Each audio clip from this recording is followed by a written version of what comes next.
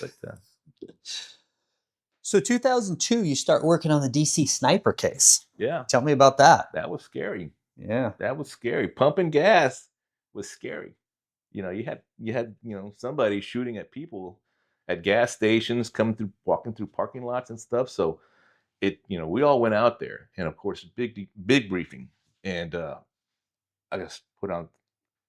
There was like so much security on this thing.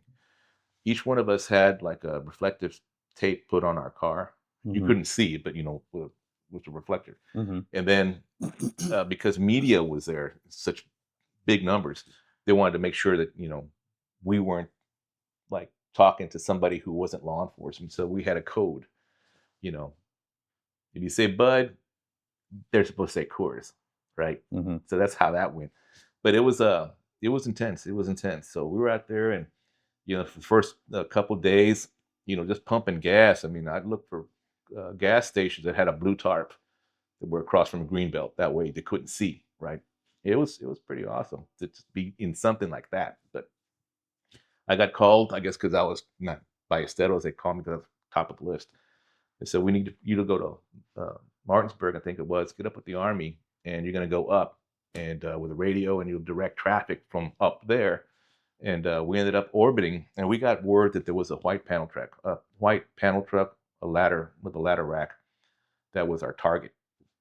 And so we see one. And so we're orbiting over Arlington and, calling down stuff like that. And of course, um, another plane cuts right beneath us. That was the FBI, right? So nobody's talking although we're supposed to be in the same group, right? Yeah.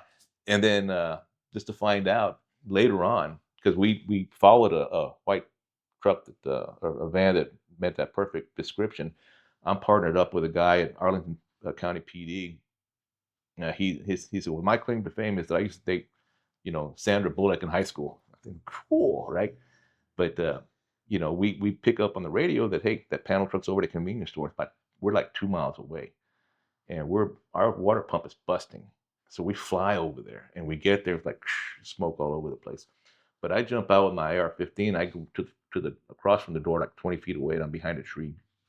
And I go, man, we're gonna finish it here, right? So I'm really excited, thinking that they're gonna come out, and that's gonna be our guys, and this whole thing will be over. Mm-hmm. Well, we get called off of it, and I do believe it's because we're supposed to be looking for another car, but we never get told of that, right?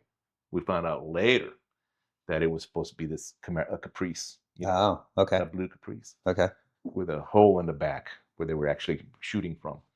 But it was like anything else. We were there in full force and stuff, and it was just exciting, to be a part of that. And like 2 weeks worth, and then we came home. But after it was caught. But man, I'm telling you, it was a lot of media, a lot of law enforcement. I mean, we're all out there just beating the bushes everywhere we could until that thing was solved. Yeah. But ATF and FBI do get together for a lot of stuff, but it's just in that particular case, I'm thinking, well, our own people are keeping things from us.